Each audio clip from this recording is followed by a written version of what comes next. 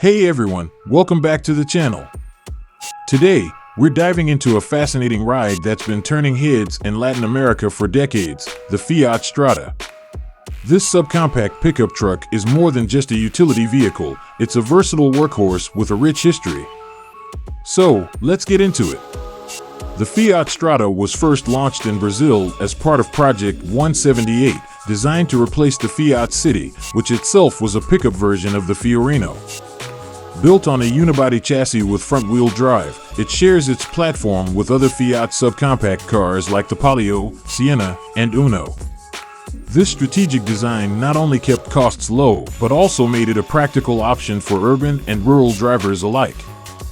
The first-generation Strada offered a maximum payload capacity of 700 kilograms, with a cargo bed measuring 1,770 millimeters in length and 1,314 millimeters in width.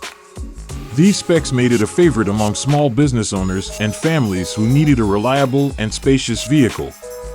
Fast forward to the second generation, and Fiat took things to the next level.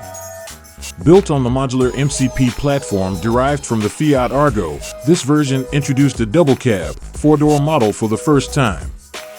With seating for up to 5 passengers, it combined the utility of a pickup with the comfort of a family car. Under the hood, you had 2 engine options. The 1.4 Fire Evo Flex engine delivered 85 horsepower on gasoline and 88 on ethanol.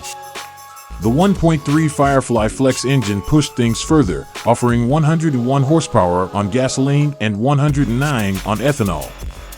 Both engines came paired with a 5-speed manual transmission, keeping the driving experience straightforward and efficient.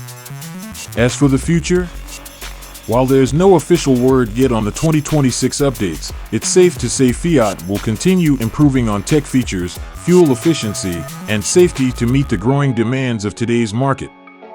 That's it for today's video. If you enjoyed this deep dive into the Fiat Strada, don't forget to hit that like button and subscribe for more awesome car reviews.